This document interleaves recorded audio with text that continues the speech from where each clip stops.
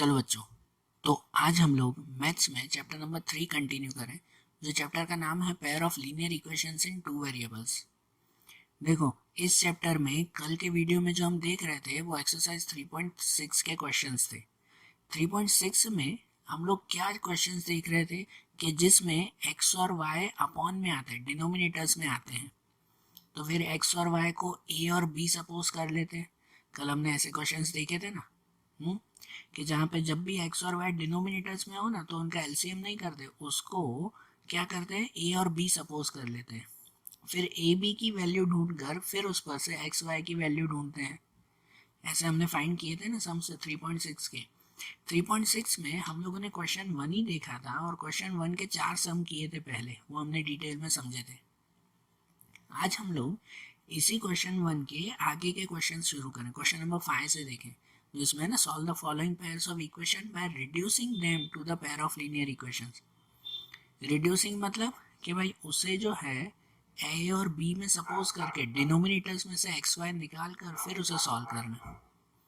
तो अब इनमें देखें आगे क्वेश्चन 5 से। अब देखो यहाँ क्वेश्चन 5 से जो क्वेश्चन है ना वो थोड़े से डिफरेंट मेथड के हैं। डिफरेंट मतलब खाली पहले के 2 स्टेप्स अलग आएंगे, और वो स्टेप कौन सी सिचुएशन में कौन से स्टेप्स लेने हैं वो आप सब हर एक समय अलग अलग नोट करना। खाली पहले 2 स्टेप अलग नोट करना कि कौन सी सिचुएशन हो तो क्या करना है, ठीक है। उसके बाद तो फिर सेम ही आएगा। ये इसलिए बोल रहा हूँ क्योंकि जब आप एग्जाम के लिए सम्स करोगे ना तो एग्जाम में मेंशन नहीं होगा कि ये सम आपको एलिमिनेशन से करना है, ये सब्स्टिट्यूशन से, या ये इसके लिए है। वहाँ पे तो सब मिक्स क्वेश्चंस होंगे ना, आपको पहचानना है कि देखो ये सिचुएशन है तो उसके लिए मुझे ये सम करना होगा। समझ आ रही है बात है? तो देखो इनके हिसाब से देखेंगे। तो अब क्वेश्चन 1 में हम लोग जो है वो क्वेश्चन नंबर 5 से देखें। तो फिफ्थ क्वेश्चन में दिया हुआ है 7x minus 2y equal to X Y upon X Y equal to 5 and 8x plus 7y upon X Y equal to 15। ये सम दिया हुआ, ये 2 इक्वेशन दी गई है ना, बराबर। अब इसके अपॉन में ये एक्स वाई है, एक्स वाई मल्टीप्लाई में है ना, कोई प्लस माइनस करके एक्स वाई दिया हुआ है क्या? नहीं, मल्टीप्लाई एक्स वाई दिया हुआ है। प्लस माइनस में होता तो उसकी फिर अलग इक्वेशन देखेंगे, आगे देखेंगे। तो जब भी ऐसी सिचुएशन हो ना कि जिसमें पूरे के अपॉन में, एक नहीं पूरे के अपॉन में एक्स वाई डिवाइड में दिया हुआ है, तो ये डिवाइड वाला एक्स वाई दोनों को दे देते हैं, ठीक है। 7x के अपॉन में भी एक्स वाई लिख देंगे, 2y के अपॉन में भी। आप लोग देखो वो डिवाइड वाले एलसीएम वाले सम्स करते थे, याद है? जस्ट एग्जांपल दे रहा हूँ कि जैसे अगर ऐसा हो कोई कि 2/3 प्लस 5/3, ऐसे सम आते थे ना पहले, कि अगर नॉर्मल ऐसा हो तो देखो दोनों में अगर डिनोमिनेटर सेम है 3 तो उसको कंबाइन करके आप लोग ऐसे नहीं लिख देते थे कि 2 + 5/3, पूरे के नीचे एक ही 3 लिखते थे, याद है? तो इसका मतलब क्या है कि ये 3 दोनों के लिए हुआ ना, 2 के नीचे भी और 5 के नीचे भी। इसको ऐसे भी तो लिख सकते हैं ना कि 2/3 और 5/3, ये वही हुआ ना। तो यहाँ पे वही सिचुएशन है कि ये जो एक्स वाई है ना वो एक्स वाई दोनों के लिए लिखेंगे, 7x और 2y के लिए, 5 नहीं, वो अलग।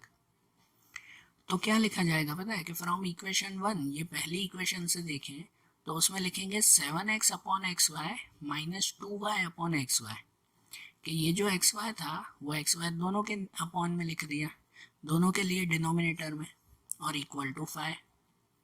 अब दोनों के डिनोमिनेटर में एक्स वाई लिखा तो यहाँ पर ये एक्स एक्स कट हो जाएगा, बचेगा क्या, 7/y, और माइनस यहाँ पर ये वाई वाई कट हो जाएगा, बचेगा क्या, 2/x इक्वल टू 5। यह है ना। तो अब देखो यहाँ पर जो ये बचा ना इक्वेशन, तो ये इक्वेशन आपके पहले सम की तरह ही कंडीशन हो गई। अब अपॉन में y और अपॉन में x बचा है तो उसे तो a और b सपोज करते हैं ना, कि x को a सपोज कर लें और y को b सपोज कर लें, है कि नहीं? ये तो पहली सिचुएशन ही हो गई ना, पहले सम में जैसे किया था हमने। ऐसे ही देखो दूसरी इक्वेशन के लिए भी, फ्रॉम इक्वेशन 2, तो उसमें भी ये जो अपॉन में एक्स वाई है ना वो एक्स वाई दोनों को दे देंगे। तो क्या हो जाएगा कि ये 8x upon X Y plus 7y upon X Y equal to 15। दोनों के अपॉन में एक्स वाई आ गया ना, तो यहाँ पे भी ये एक्स एक्स कट हो जाएगा, बचेगा कि सिर्फ 8/y, और इसमें ये वाई वाई कट हो जाएगा, तो बचेगा 7/x इक्वल टू 15। तो देखो ये भी दूसरी इक्वेशन से मिला ना। तो हमने खाली ये पहला स्टेप चेंज किया है इसमें कि अपॉन में ऐसा एक्स वाई था वो दोनों को दे दिया, तो अब कंडीशन ये मिल गई दोनों। अब इन कंडीशन में वही करेंगे कि अपॉन में एक्स है उसे ए सपोज करो और अपॉन में वाई है उसे बी सपोज करो, जैसे कल के सम्स में किया था। तो देखो अब ऐसे ही लिखेंगे कि let 1/x equal to A and 1/y equal to B. मतलब ऐसे ही ना कि जहाँ पर भी अपॉन में एक्स हो तो उसकी जगह पर ऊपर ए लिखना है हमें। तो यहाँ पे जैसे देखो कि 7/y है तो अपॉन में y हो तो उसकी जगह पे क्या लिखना है, b। तो ऐसे लिख सकते हैं कि ये 7/y, तो उसको क्या लिखा जाएगा 7b, बराबर ना। ये पहली इक्वेशन से 7/y, तो अपॉन में नहीं ऊपर लिखेंगे ये 7b माइनस 2/x, तो अपॉन में x नहीं वो ऊपर लिखेंगे 2a और इक्वल टू 5। इक्वल टू क्या लिखा जाएगा 5, वो तो 5 नंबर ही रहेगा ना। ये हुई ना कंडीशन। इस कंडीशन को अगर चेंज करना हो ना तो देखो इसको ऐसे के ऐसे भी रख सकते हो, या अगर चेंज करना हो तो हम लोग ऐसा करते हैं कि पहले हमेशा ए लिखते हैं फिर बी लिखते हैं। तो इन दोनों को अरेंज कर सकते हो आप कि पहले 2 लिख सकते हो फिर 7 लिख सकते हो। तो अरेंज करने के लिए ऐसे भी लिख सकते हो कि -2a प्लस 7b, -2 पहले आएगा ना, -2a plus 7b equal to 5। ये हुई कंडीशन। अब हमारा रूल वाइज ऐसे भी आता है कि पहली साइन माइनस में नहीं होनी चाहिए, रखो तो भी ठीक है, लेकिन हम लोग सॉल्यूशन ऐसे करते हैं ना भाई इजी बने इसीलिए। तो उसके हिसाब से पहली साइन माइनस में नहीं होनी चाहिए। तो अगर ये पहला -2 नहीं ना तो इसका मतलब सबकी साइन बदलनी पड़ेगी। तो पहले माइनस का प्लस हो जाएगा +2a, फिर ये +7 का -7 हो जाएगा, और यहाँ इक्वल टू में भी +5 का -5 हो जाएगा। इसे आप लोग कह दो इक्वेशन 3, ठीक है ना। इसे आप लोग इक्वेशन 3 कह दो, ये हो गया। और ऐसे ये दूसरी इक्वेशन पर से भी बना है कि यहाँ पे 8/y है, तो 8/y तो इसको क्या लिखा जाएगा 8b लिखा जाएगा, बराबर। y है तो ऊपर b। और दूसरा 7/x है तो ये अपॉन में x है तो उसको a लिखा जाएगा 7a इक्वल टू 15, बराबर। इसे भी अगर अरेंज करें ना पहले a वाला नंबर होना चाहिए फिर b, तो यहाँ पहले अरेंज करते हैं तो हो जाएगा 7a और प्लस 8b इक्वल टू 15। ये तो प्लस में ही है ना, तो ये फोर्थ इक्वेशन हो गई। अब ये जो थर्ड एंड फोर्थ इक्वेशन बनी तो उसे हम लोग कोई भी मेथड से सॉल्व करें, एलिमिनेशन, क्रॉस मल्टीप्लिकेशन, सब्सटीट्यूशन, जो मेथड से आपको चाहिए ये दोनों इक्वेशन सॉल्व कर सकते हैं, बराबर। देखो मैंने क्या किया था इस इक्वेशन में कि पहले b और a था तो हमने अरेंज किया a और b। आप अगर यही रखते हैं ना कि 7b माइनस 2a, या यही रखो 8b माइनस 7a तो भी चलेगा। पहले a हो या पहले b हो वैल्यू तो दोनों की मिलेगी ना आपको। तो ये दोनों रखोगे ना तो भी चलेगा, और अरेंज करके ये इक्वेशंस गिनोगे 3 4 तो भी चलेगा। समझ आ रही है बात। और ये सॉल्यूशन हो जाए ना 3 4 इक्वेशन मिल जाए तो उसे किसी से भी सॉल्व करें। जैसे मैंने तो यहाँ पर एलिमिनेशन मेथड से उसे सॉल्व किया है ये दोनों इक्वेशन को, आप किसी से भी सॉल्व करना भले। और मैं डायरेक्ट बता रहा हूँ कि हमने जो सॉल्यूशन किया तो b की वैल्यू मिली 1, b की वैल्यू 1 मिली और a की वैल्यू भी मिली 1। आप कोई भी मेथड से सॉल्व करोगे तो भी यही वैल्यू मिलेगी आपको। और फिर ये a और b की जो वैल्यू होती है उसे हम लोग क्या करते हैं, तो a और b की वैल्यू रिटर्न x और y में रखते हैं ना। तो यहाँ से लिखेंगे ना, now putting this value of a and b, a और b की वैल्यू हम लोग रिटर्न रखें। तो जैसे पहला है 1/x इक्वल टू a, ऐसा है ना 1/x इक्वल टू a, तो 1/x इक्वल टू a की जगह पे क्या लिखेंगे 1। और फिर इस स्टेप का रेसिप्रोकल कर देते हैं, रेसिप्रोकल उल्टा कर देते हैं। तो 1/x का रेसिप्रोकल हो जाएगा ओनली x, और यहाँ 1 का रेसिप्रोकल तो 1 ही रहता है, ठीक है ना। 1/x का जो है वो x और यहाँ 1 का रेसिप्रोकल 1 रहेगा। तो x इक्वल टू 1 ये वैल्यू मिल गई। दूसरी तरफ 1/y equal to b, 1/y equal to b, और इसे अगर अरेंज करें तो 1/y इक्वल टू b की जगह पर 1 की वैल्यू और इसका रेसिप्रोकल, मतलब 1/y का रेसिप्रोकल y होगा और 1 का रेसिप्रोकल 1 ही, तो y की वैल्यू भी कितनी मिल जाएगी 1 मिल जाएगी। ये सॉल्यूशन मिल गया ना, x इक्वल टू 1 और y इक्वल टू भी 1। समझ आ रही है ना बात? और जैसे ये क्वेश्चन देखा ना, अब ऐसे ही इसके बाद क्वेश्चन नंबर 6 देखें तो क्वेश्चन नंबर 6 में ऐसा दिया हुआ है अब इसमें कि 6x plus 3y equal to 6xy and 2x plus 4y equal to 5xy, ये इक्वेशंस हैं। अब ये इक्वेशन देखकर पहले तो ये लगता होगा कि इसके अपॉन में तो xy है ही नहीं, मतलब ये तो नॉर्मल सम है। अपॉन में अगर xy नहीं हो मतलब a भी सपोज नहीं करना है ना, फिर तो नॉर्मली करेंगे ना।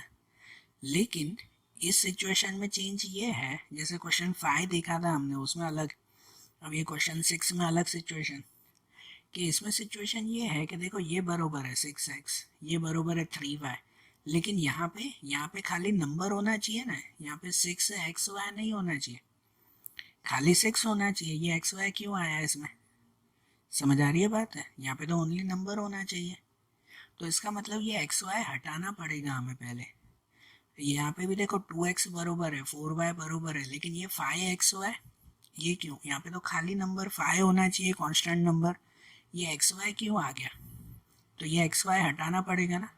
और xy कैसे हटाएंगे? ऐसे कट नहीं कर देंगे इसको, ये xy हटाने के लिए इनको xy से डिवाइड करेंगे। जैसे देखो यहाँ पे पहले में 6xy है, तो अगर इसको मैं xy से डिवाइड कर दूँ, मुझे हटाना है तो इसके लिए एक मेथड यूज़ करेंगे ना। तो इस 6xy में से अगर मैं xy से ही उसको डिवाइड कर दूँ तो xy कट हो जाएगा ना, बचेगा खाली नंबर 6।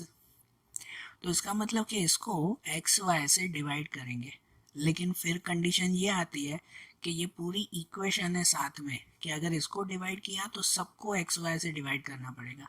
ये 6 को भी xy से डिवाइड, ये 3 को भी। और दूसरी कंडीशन में भी ऐसा ही, कि इसको अगर xy से डिवाइड किया तो सबको xy से डिवाइड करना पड़ेगा। इसीलिए पहले ऐसे लिखेंगे कि both equations divided by xy। क्या लिखेंगे? बोथ इक्वेशन, कि दोनों को xy से डिवाइड कर दें। मतलब ये पहली इक्वेशन देखो, फ्रॉम इक्वेशन 1 के जो 6x है उसमें भी upon xy, 3y upon xy और 6xy अपॉन xy, सबको xy से डिवाइड किया। बराबर? ये सिचुएशन समझना। फिर सबको डिवाइड करें ना अगर हम लोग, तो पहले में ये x कट हो जाएगा, बचेगा 6 अपॉन y। दूसरे में y कट हो जाएगा तो बचेगा 3 अपॉन x इक्वल टू 6। ये आया। तो अब देखो, अब जो ये सिचुएशन मिली ना पहली, तो अब इसमें अपॉन में ही xy आ गया। अब अपॉन में xy आ गया मतलब अब वही पहले की तरह xy को a भी सपोज करेंगे। मतलब कितनी बार स्टूडेंट क्या करते हैं पता है? पहले ये ऊपर वाला क्वेश्चन है ना, तो ये ऊपर वाला ये क्वेश्चन देखकर देखते हैं क्या है, अपॉन में तो xy है नहीं, तो मतलब नॉर्मल एलिमिनेशन से, सब्स्टिट्यूशन से करना शुरू कर देंगे। लेकिन जब सॉल्व करोगे ना तो आखिरी में आंसर नहीं मिलेगा उसका, क्योंकि ये पीछे xy पड़ा हुआ है, वो अटकेगा ना फिर।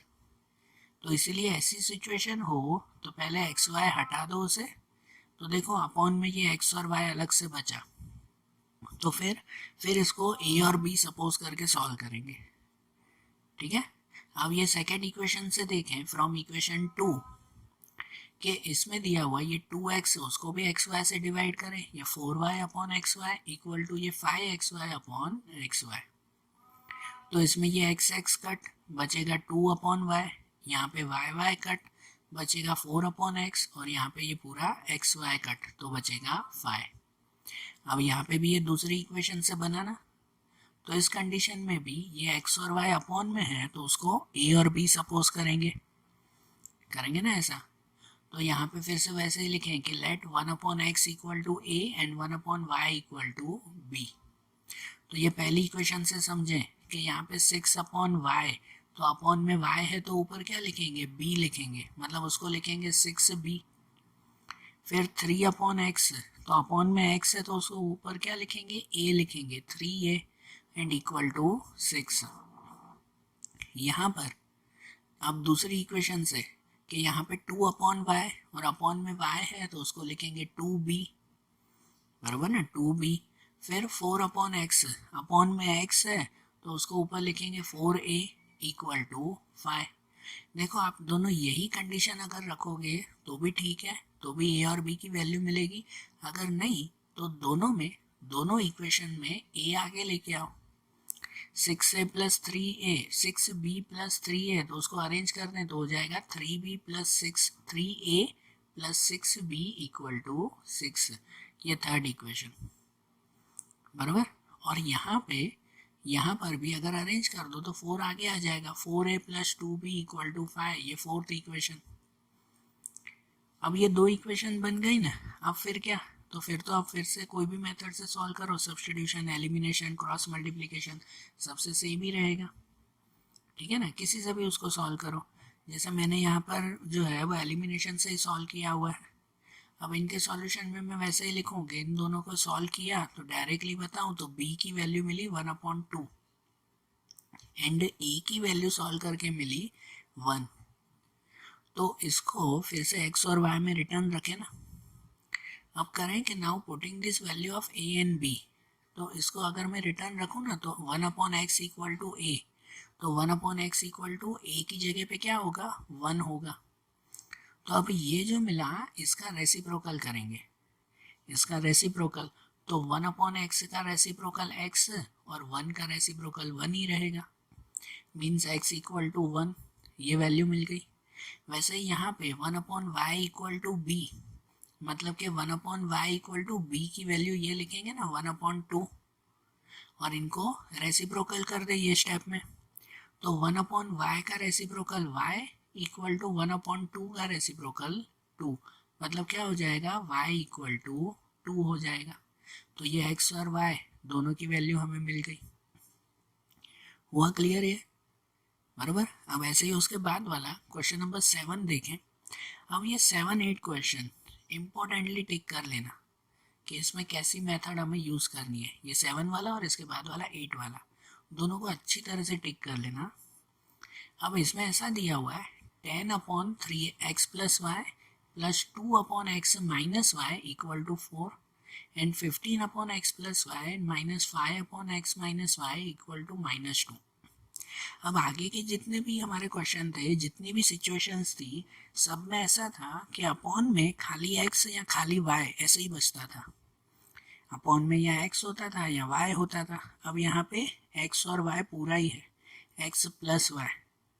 आगे जो हमने क्वेश्चन 5-6 किए ना, तो उसमें अपॉन में एक्स वाई था, एक्स वाई मल्टीप्लाई में था ना साथ में, तो उसको तो डिवाइड कर देते थे।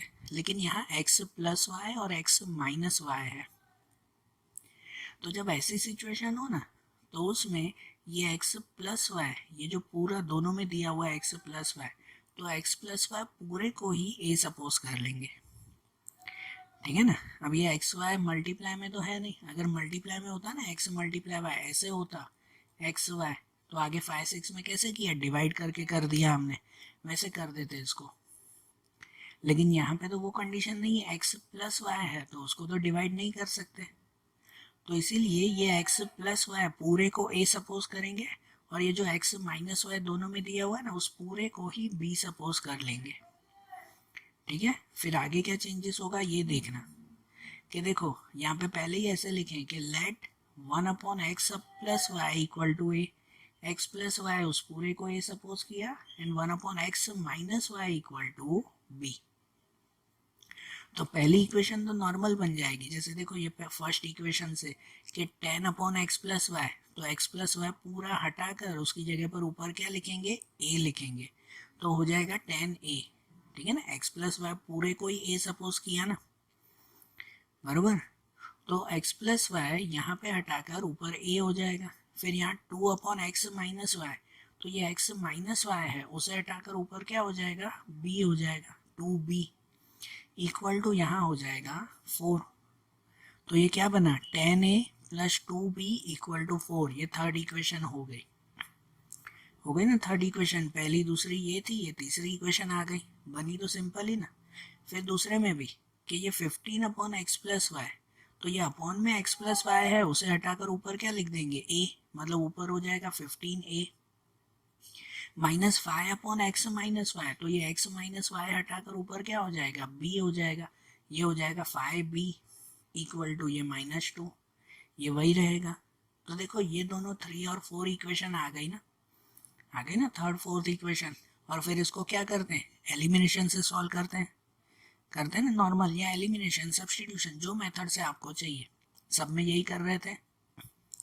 तो समझ आ रहा है, जब x प्लस वाई पूरा हो ना तो उस पूरे को ही प्लस माइनस में हो तो पूरे को ही a और b सपोज करेंगे। अगर ऐसा एक्स वाई मल्टीप्लाई में हो ना तो फिर वो डिवाइड वाली सिचुएशन लेके आएंगे। तो यहाँ इस पूरे को a पूरे को b सपोज किया तो दो इक्वेशन बन गई। अब इसे सॉल्व करें जो मेथड से करना हो। मैंने एलिमिनेशन से ही सॉल्व किया है तो देखो उस पर से b की वैल्यू मिल गई 1, ठीक है, b की वैल्यू यहाँ मिल गई 1 और आगे उसे सॉल्व किया तो उस पर से मुझे a की वैल्यू मिल गई 1/5।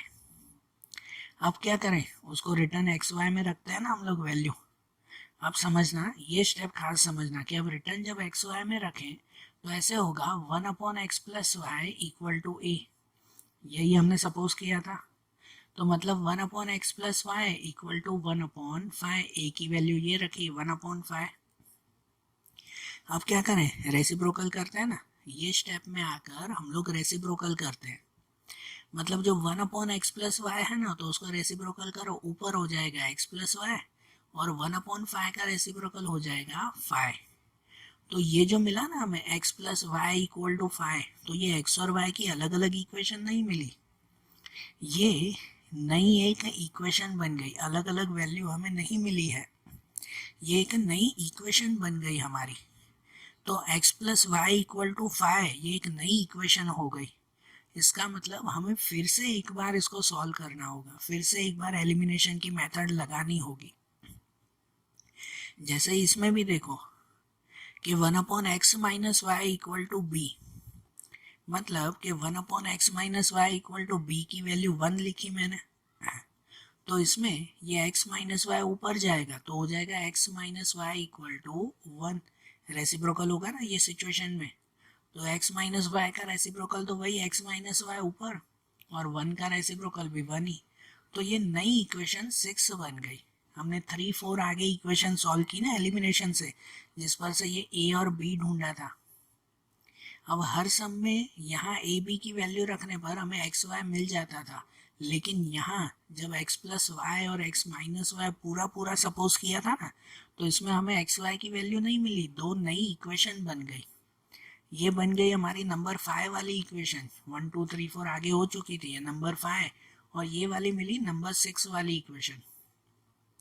और अब इन दोनों इक्वेशन को फिर से एक बार एलिमिनेशन की मेथड से सॉल्व करना है तो एक्स वाई मिलेगा। मतलब इस सिचुएशन में क्या हुआ कि एक ही सम को दो दो बार सॉल्व करना है ना, एक ही सम में दो बार एलिमिनेशन की मेथड, फिर भले एलिमिनेशन नहीं तो सब्स्टिट्यूशन, भले क्रॉस मल्टीप्लिकेशन, दो बार हमें मेथड लगानी होगी। ठीक है, आप भले ऐसे भी कर सकते हो कि एक को एलिमिनेशन से करो, एक को सब्स्टिट्यूशन से करो, जैसे भी आपको करना हो। तो अब ये जो इक्वेशन 5 और 6 बनी तो इसे फिर से हम लोग जो है वो एलिमिनेशन मेथड से सॉल्व करेंगे। कि अब यहाँ 5 और 6 बन गई तो उसे मैंने नॉर्मली एलिमिनेशन से सॉल्व किया है, ठीक है ना। तो नॉर्मल इक्वेशन से इजीली हो जाएगी कि उस पर से मिली y की वैल्यू 2 एंड x की वैल्यू 3, बराबर। मतलब एक ही सम में हमें दो बार मेथड लगानी है। ये सिचुएशन कब आती है कि जब अपॉन में भाई 1 अपॉन या कोई भी नंबर के अपॉन में x प्लस वाई या x माइनस वाई साथ में हो, x और y साथ में दिया हुआ हो प्लस माइनस में, तो ऐसे दो बार सम करने पड़ेंगे। ठीक है, अब जैसे क्वेश्चन 7 ना, क्वेश्चन 8 भी वैसा ही है। इसके बाद क्वेश्चन नंबर 8, उसमें भी वही है कि इसमें दिया हुआ है कि 1/3x plus Y plus 1/3x minus Y equal to 3/4, और यहाँ पे 1/2 3x plus Y and minus 1/2 3x minus Y equal to -1/8। तो इसमें भी अपॉन में है ना, ये 3x प्लस वाई दोनों में है पूरा, आगे का नंबर नहीं देखते, ये x प्लस वाई ये है ना, 3x प्लस वाई ये दोनों सेम है ना दोनों में, और यहाँ 3x माइनस वाई। तो हम लोग इसको ही a और b सपोज करेंगे पूरे को, मतलब जो 3x प्लस वाई है उसको a सपोज करें और 3x माइनस वाई है उसे b सपोज करें। तो क्या हो जाएगा 1/3x plus Y equal to a, ये सपोज हुआ, and 1/3x minus Y equal to b। तो पहली सिचुएशन में क्या होगा कि यहाँ देखो 1/3x प्लस वाई है, तो यहाँ ऊपर 1 ही है, तो 3x प्लस वाई की जगह पर ऊपर क्या लिखेंगे, a, ओनली a लिखेंगे। और यहाँ पे 1/3x माइनस वाई, तो उसकी जगह पर ऊपर क्या लिखेंगे, सिर्फ b, ऊपर 1 ही है ना, तो सिर्फ b इक्वल टू 3/4। और इनका क्या करना होगा, देखो अपॉन में नंबर नहीं होना चाहिए, अपॉन में एक्स वाई था तो उसको तो ए बी सपोज करके हटा दिया, लेकिन अपॉन में नंबर भी तो नहीं होना चाहिए। तो ये जो अपॉन में 4 है उसको कैसे हटाएंगे, उसको एलसीएम करके, कि यहाँ ए के नीचे कुछ नहीं तो 1, बी के नीचे कुछ नहीं तो 1, और यहाँ पे 4, एलसीएम हो जाएगा ना, 4 और 1 का एलसीएम 4 ही होगा। मतलब ये जो 1 है उसको 4 से मल्टीप्लाई, तो ऊपर a को भी क्या हो जाएगा, 4 से मल्टीप्लाई, 4a। फिर यहाँ पे भी 1 है, उसको भी 4 से मल्टीप्लाई, तो ऊपर b को भी 4 से मल्टीप्लाई, वो हो जाएगा 4b।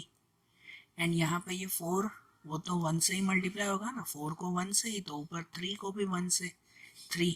ये बनी आपकी third equation, 4a plus 4b equal to 3। समझे।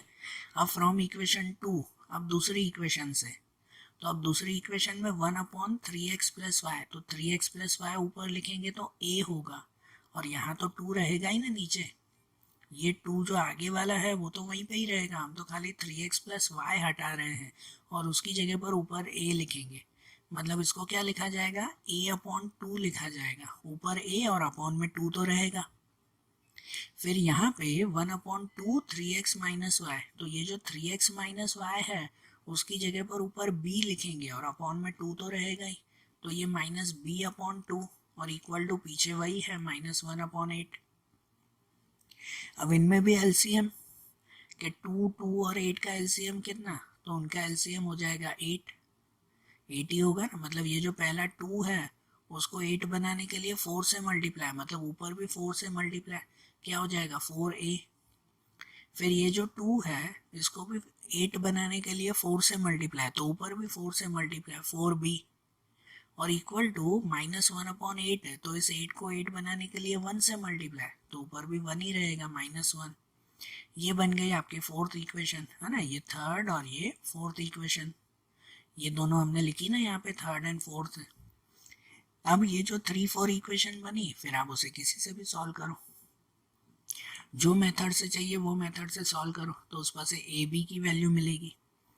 जैसे यहाँ एलिमिनेशन मेथड से सॉल्व की है तो देखो b की वैल्यू मिली 1/2, और ऐसे ही उसे आगे सॉल्व करें तो फिर a की वैल्यू मिलेगी हमें 1/4।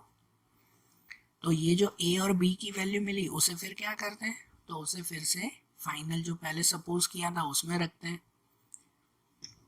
जिसमें देखो कि 1/3x plus Y equal to a, ये हमने सपोज किया था। तो 1/3x plus Y equal to 1/4, a की जगह पे क्या लिखेंगे 1/4, बराबर। और ये स्टेप का रेसिप्रोकल ना, तो ये 1/3x प्लस वाई उसका रेसिप्रोकल हो जाएगा यही 3x plus Y equal to 1/4, तो उसका रेसिप्रोकल ऊपर 4, तो ये आ जाएगा 3x plus Y equal to 4। ये मिल गया हमें, ये बनी हमारी फिफ्थ इक्वेशन, x और y साथ में है ना, अलग अलग वैल्यू नहीं मिली, तो ये नंबर 5 इक्वेशन बनी। और ऐसे ही यहाँ पे 1/3x minus Y equal to B suppose किया था, तो 1/3x minus Y equal to B पे हमने वैल्यू लिखी थी 1/2, बराबर। और इस स्टेप का रेसिप्रोकल, तो 3x माइनस वाई ऊपर जाएगा तो क्या हो जाएगा 3x माइनस वाई रहेगा, और 1/2 का रेसिप्रोकल तो 2 ऊपर, ये 2। ये बनी हमारी इक्वेशन 6। और ये जो दोनों इक्वेशन 5 और 6 मिली, इन 5 और 6 इक्वेशन को फिर कोई भी मेथड से फिर से सॉल्व करेंगे। देखा इसमें भी 2 बार हमें सम करना पड़ा ना, तो इसे भी फिर से हम लोग सॉल्व करेंगे। तो अब इसे सॉल्व करें तो हम लोगों का क्या आंसर मिलेगा, एलिमिनेशन से फिर से इसे सॉल्व किया ये इक्वेशन 5 और 6 का, तो फाइनली आंसर मिलेगा y equal to 1 and x equal to 1, ये हमें सॉल्यूशन मिलेगा। समझ आ रहा है। तो ये सिचुएशंस अच्छी तरह से याद रखना कि जब भी अपॉन में x और y 2 बार आता हो, x और y अगर आता हो तो उसमें हमें 2 बार ये मेथड लगानी पड़ेगी, ठीक है, समझ आई बात। अब देखो इसी एक्सरसाइज में अब क्वेश्चन नंबर 2 शुरू करें, कि जहाँ क्वेश्चन नंबर 2 में हमारे प्रॉब्लम सम्स हैं, हर एक्सरसाइज में दिए हुए हैं ना आखिरी में प्रॉब्लम सम्स, कि उन प्रॉब्लम सम से पहले हमें इक्वेशन बनानी है और फिर उसे कोई भी मेथड से सॉल्व करना है। तो इनमें मैं आपको इक्वेशन कैसे बनानी है वो बता रहा हूँ और उसके बाद आप लोग कोई भी मेथड से सॉल्व करना है उसे, ठीक है। तो देखो इसमें हम लोग पहला क्वेश्चन देखें, ध्यान से समझना कि जैसे पहला दिया हुआ है, Ritu can row downstream 20 kilometre in 2 hours and upstream 4 kilometre in 2 hours, find the speed of rowing in still water and the speed of the current. यहाँ पे ऐसा है कि कोई सपोज, समझना ध्यान से, कि कोई अगर माउंटेन हो, ठीक है, कोई माउंटेन होता है ना, उस माउंटेन पर ऊपर से जैसे वो रिवर बहती है, फिर वो रिवर जो है वो नदी यहाँ से आते हुए वो सीधी जाएगी, ऐसे आती है ना, हमारी ड्राइंग भले ऐसे ही हो, ध्यान करना, इमेजिनेशन करना कि यहाँ पर ये माउंटेन पर से ये नदी जैसे बह रही है। तो लिखा हुआ है कि Ritu can road down stream 20 kilometre in 2 hours, ठीक है, कि यहाँ पर डाउन स्ट्रीम मतलब नीचे की तरफ उसे 20 किलोमीटर आने में 2 घंटे लगते हैं। डाउन स्ट्रीम मतलब नीचे आएगी ना, वैसे भी नीचे आते तो स्पीड बढ़ती है ना, तो नीचे की तरफ 20 किलोमीटर आने में उसे 2 घंटे लगते हैं।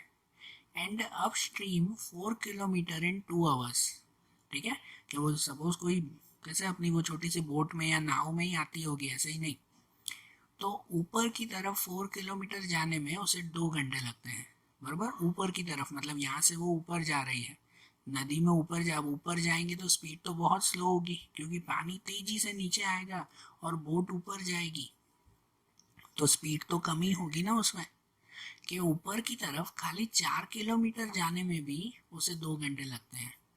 समझ रहे हो, नीचे की तरफ 20 किलोमीटर आने में 2 घंटे और ऊपर की तरफ 4 किलोमीटर के लिए 2 घंटे। तो हमें ढूंढना क्या है कि find the speed of rowing in still water. Still water मतलब कि यहाँ पे तो सीधा ही पानी होगा ना, ऊपर नीचे नहीं, यहाँ सीधे पानी में उसकी बोट की स्पीड कितनी होगी वो ढूंढना है। स्पीड ऑफ रोइंग, रोइंग मतलब जो वो बोट चलाना, वो कि उसकी स्पीड शांत पानी में कितनी होगी वो ढूंढनी है। And speed of current find करना है, स्पीड ऑफ द करंट, यहाँ करंट मतलब कि ये नदी की स्पीड, पानी का बहाव, उसे करंट कहते हैं। तो हमें उसकी बोट की स्पीड भी ढूंढनी है और पानी की स्पीड भी ढूंढनी है, समझ आ रहा है। तो ये जो दो चीजें हमें ढूंढनी है उसे एक्स और वाई सपोज कर ले, ठीक है, ध्यान देना, और क्या सपोज करना है, कैसे लिखना है, ये अच्छी तरह से समझना।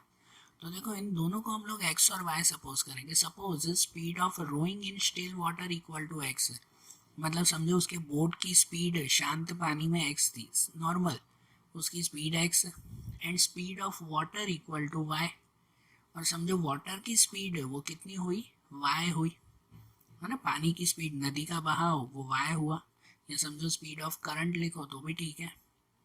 अब ये दो चीज़ें सपोज की ना, तो अब ऐसे सम में जब ये डाउन स्ट्रीम अप स्ट्रीम वाला जब सम हो, ऐसे सम आएंगे, एक दो एग्जाम्पल में भी होंगे, ध्यान देना। तो ऐसी सिचुएशन में दो और चीज़ें सपोज कर लेते हैं।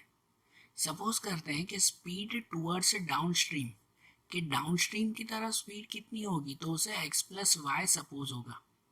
डाउन स्ट्रीम में क्या स्पीड होगी, एक्स प्लस वाई। क्यों, क्योंकि डाउन स्ट्रीम मतलब जब वो नीचे की तरफ आएगी ना, तो उसकी बोट भी नीचे की तरफ जाएगी और पानी भी नीचे की तरफ ही जाएगा, तो दोनों की स्पीड तो बढ़ेगी ना, प्लस में ही कहलाएगी ना दोनों की, इसीलिए डाउनस्ट्रीम में क्या सपोज करते हैं, एक्स प्लस वाई। और साथ में सपोज करेंगे स्पीड टूवर्ड्स अपस्ट्रीम, के ऊपर की तरफ या अपवर्ड की तरफ, तो उसमें एक्स माइनस वाई सपोज करेंगे। क्यों एक्स माइनस वाई, क्योंकि उस वक्त पानी की स्पीड नीचे की तरफ होगी और बोट की स्पीड ऊपर की तरफ होगी, दोनों अपोजिट होंगे ना।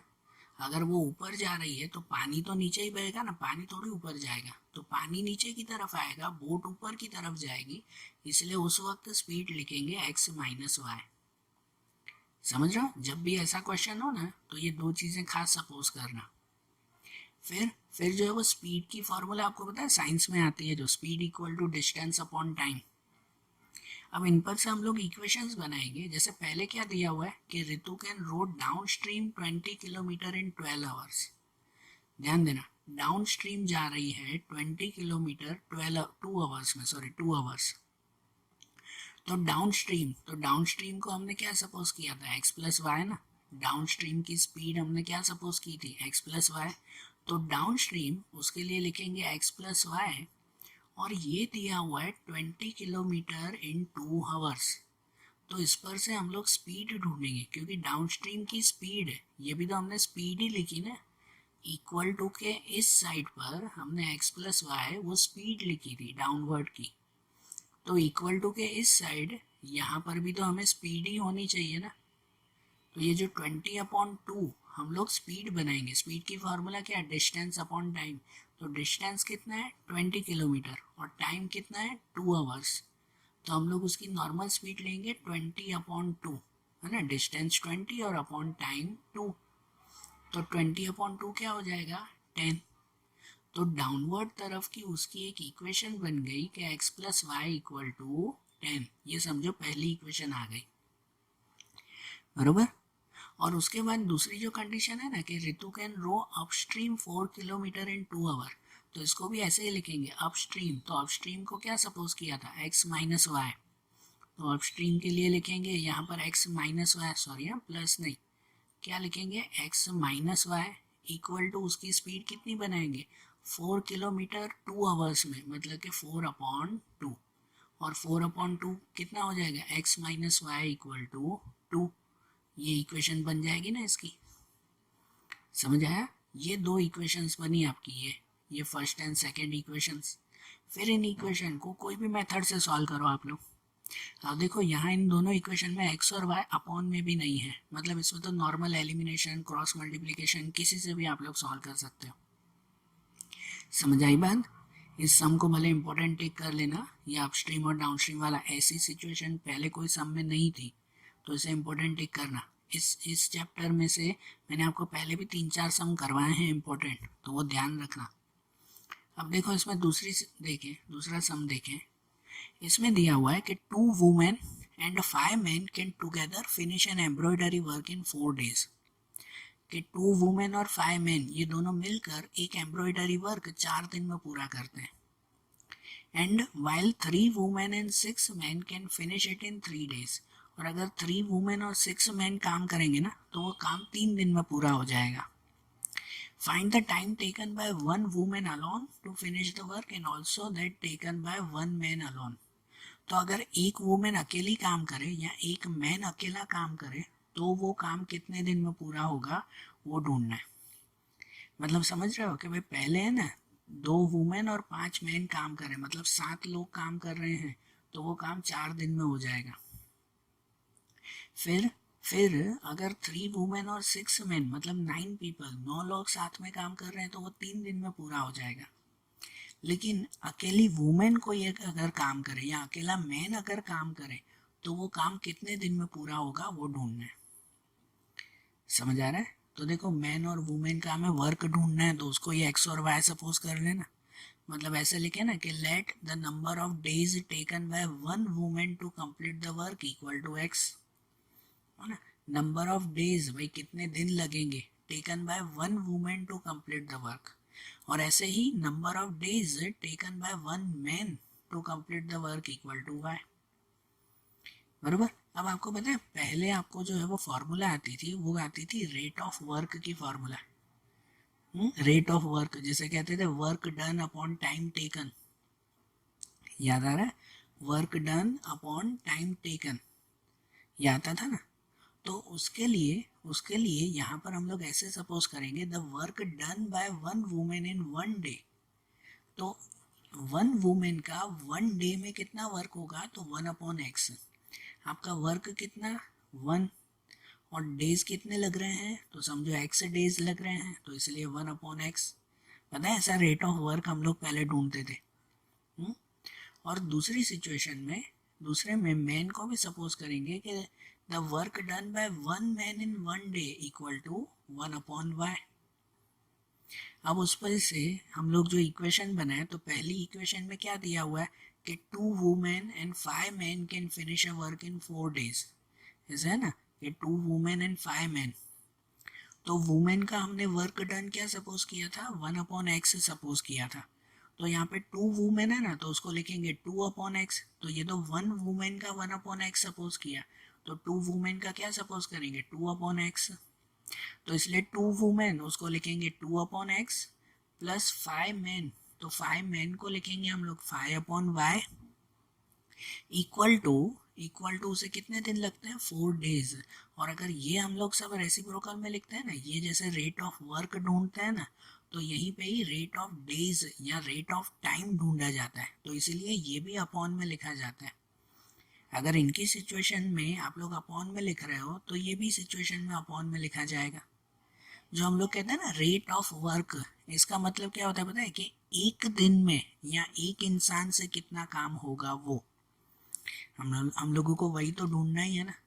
तो इसीलिए रेट ऑफ टाइम भी, यहाँ जैसे हम लोग रेट ऑफ वर्क अपॉन में लिखते हैं, तो यहाँ रेट ऑफ टाइम लिखा जाता है। रेट ऑफ टाइम मतलब कि इसे भी 1 डे के अकॉर्डिंग गिना जाता है, 1/4। ठीक है, ये बनी पहली इक्वेशन। और ऐसी जो दूसरी सिचुएशन है ना कि 3 women and 6 main finish a work in 3 days, तो उसकी इक्वेशन बनेगी 3 वुमेन मतलब 3/x एंड 6 मैन हो तो उसे 6/y इक्वल टू 3 डेज में मतलब के 1/3। ये सेकेंड इक्वेशन। फिर इन इक्वेशंस को आपको जो मेथड से चाहिए वो मेथड से आप सॉल्व कर सकते हो।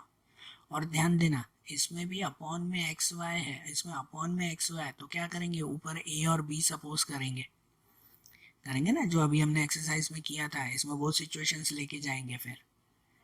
ठीक है, चाहिए तो इस सम को भी इम्पोर्टेंट टेक कर लेना। ये एक्सरसाइज के, ये जो 3.6 एक्सरसाइज के तीनों प्रॉब्लम सम्स इम्पोर्टेंट टेक कर लेना, फर्स्ट सेकंड और अभी थर्ड देखेंगे, क्योंकि इसमें ये अपॉन वाले हैं ना, सब में अलग अलग सिचुएशंस दी गई है, ध्यान देना इस सम में भी। बराबर, जब भी प्रॉब्लम हो ना तो एक बार फिर से रिपीट कर लिया करो, तो आपके पास वीडियोज है, भले 10 बार देखो तो माइंड में बैठ जाएगा ये सम कैसे करना है। ओके, अब सेकंड के बाद जो है वो थर्ड सम देखो। इसमें कि इसमें ऐसा दिया हुआ है, इसमें सिचुएशन ऐसी है कि Ruhi travel 300 kilometre to her home partly in train and partly by bus. Ruhi अपने घर से 300 किलोमीटर दूर जा रही है, कहाँ जा रही है वो उसको पता, 300 किलोमीटर दूर जा रही है, जिसमें partly bye train and partly by बस, थोड़ा दूर वो ट्रेन से जाएगी और थोड़ा बस से जाएगी। पहले में है कि she takes 4 hour if she travel 60 kilometre by train and remaining by bus. क्या दिया हुआ है कि अगर वो 60 किलोमीटर ट्रेन से और रिमेनिंग बाय बस, बाकी के बस से जाएगी, उसे टोटल 300 किलोमीटर जाना है ना, जिसमें से 60 किलोमीटर ट्रेन से, तो बाकी बचे कितने, 240 किलोमीटर बचे। 240 किलोमीटर वो बस से जाएगी, तो उसे 4 घंटे लगेंगे। कितना टाइम लगेगा, 4 घंटे लगेंगे। और वैसी दूसरी सिचुएशन है कि if she travel 100 kilometre by train and remaining by bus, कि अगर वो 100 किलोमीटर ट्रेन से और बाकी बचे हुए 200 किलोमीटर वो बस से जाएगी, रिमेनिंग मतलब बचे हुए 200 ही ना, वो अगर बस से जाएगी तो she takes 10 minute longer, 10 minute longer, मतलब पहले 4 घंटे लगते थे ना, तो अब 10 मिनट ज़्यादा लगेंगे, 4 घंटे और 10 मिनट लगेंगे। Then find the speed of train and the bus separately, तो हमें ट्रेन और बस की स्पीड ढूंढनी है। ओके, तो देखो ये जो चीज़ें ढूंढनी है, तो उसको हम लोग वही सपोज करें ना, एक्स और Y, let the speed of train equal to X and speed of bus equal to Y. बराबर, अब स्पीड की फार्मूला क्या, वही ना, डिस्टेंस अपॉन टाइम, जो हमने पहले सपोज किया था। ठीक है, और यहाँ पे आपको फाइनल क्या दिया हुआ है, देखो पहले उसे 4 घंटे लगते हैं, मतलब ये टाइम दिया हुआ है। तो जैसे स्पीड की फार्मूला आती है डिस्टेंस अपॉन टाइम, उस पर से अगर आपको टाइम की फार्मूला ढूंढनी हो तो टाइम की फार्मूला आ जाती है कि time equal to distance upon speed. Short में लिख रहा हूँ, डिस्टेंस अपॉन स्पीड, ये टाइम की फार्मूला आ जाती है। तो अब देखो इक्वेशन कैसे बनाएंगे, ध्यान देना। जैसे पहले दिया हुआ है कि Ruhi travel 60 kilometre by train and remaining कितना, 240 kilometre bye bus in 4 hours, कि उसे 4 घंटे लगते हैं। अब देखो यहाँ पे 4 घंटे और दूसरे में क्या दिया होता है पता है कि 2 से 10 मिनट ज़्यादा लगते हैं, दूसरी सिचुएशन में ऐसा था। तो हम लोग ये पहली सिचुएशन में ही जो 4 आवर्स लग रहा है ना उसको मिनट में कन्वर्ट कर देते हैं। क्या कर देते हैं, मिनट में कन्वर्ट। तो ये 4 आवर्स के कितने मिनट हो जाएंगे, 240 मिनट ना। 4 घंटे मतलब कि 1 आवर में 60 मिनट, तो 4 आवर में 240 मिनट्स। अब ये 240 मिनट क्या दिया हुआ है, ये है ना टाइम दिया हुआ है। तो हम लोग ये जो 60 किलोमीटर, ये 240 किलोमीटर, ये तो डिस्टेंस है, तो इसको भी टाइम में कन्वर्ट करना होगा ना। तो टाइम कैसे ढूंढते हैं, डिस्टेंस अपॉन स्पीड। तो देखो पहले ट्रेन के लिए डिस्टेंस कितना है 60, और ट्रेन की स्पीड कितनी है एक्स, एक्स सपोज किया था ना। तो क्या हो जाएगा पता है, ये हो जाएगा 60/x, कि डिस्टेंस 60 और अपॉन स्पीड x, प्लस बस के 240, तो उसके लिए लिखेंगे 240/y equal to total time कितना लगा, तो टोटल टाइम 240 मिनट्स लगा। तो ये आपकी पहली इक्वेशन बन गई, 60/x plus 240/y equal to 240। और ऐसे ही दूसरी सिचुएशन में यहाँ पे है कि Ruhi travel 100 kilometre by train and 200 by bus in 4 our and 10 minute. दूसरे में था ना उसे 10 मिनट ज़्यादा लग रहे हैं, तो 4 आवर एंड 10 मिनट, तो टोटल कितने हो जाएंगे, 250 मिनट हो जाएंगे उसे। पहले 240 मिनट लगते थे, अब 10 मिनट ज़्यादा 250 मिनट लगेंगे। तो इनमें भी इक्वेशन बनाएंगे, पहले 100 किलोमीटर है ना तो उसे लिखेंगे 100/x, प्लस यहाँ 200 किलोमीटर है ना तो उसे लिखेंगे 200/y, और इक्वल टू ये 250 मिनट्स। ठीक है, तो ये बन गई दूसरी इक्वेशन। अब इन दोनों इक्वेशन को आपको जो मेथड से चाहिए वो मेथड से आप लोग सॉल्व कर सकते हो, बराबर। और इसमें भी देखो अपॉन में एक्स वाई है, तो इसको भी ए और बी सपोज करके करना होगा। समझ आ रही है बात। तो देखो यहाँ हमारे प्रॉब्लम सम्स भी कंप्लीट हुए ना, तीनों मेथड हमने कंप्लीट की, मेन जो इम्पोर्टेंट मेथड थी वो, और उसके साथ साथ ये जो एक्स और वाई अपॉन में हो तो कैसे करते हैं वो सम्स भी हमने कंप्लीट किए। अब हमारे चैप्टर का आखिरी एक पॉइंट बचता है, वो है ग्राफिकल मेथड। मैंने बोला कि ग्राफिकल मेथड एग्जाम में रेयरली पूछते हैं, 99% नहीं आती, लेकिन समझने के लिए इजी है, ग्राफ तो और इजी हो जाएगा। उसे सिर्फ समझने के लिए कल हम लोग इस चैप्टर के आखिरी मेथड्स देखेंगे, ग्राफिकल मेथड। हमने स्टार्टिंग में एक्सरसाइज 3.1 और 3.2 छोड़ दी थी ना, कि वो करना बाकी है, वो मेथड्स अब हम लोग कल देख लेंगे। Okay, thank you.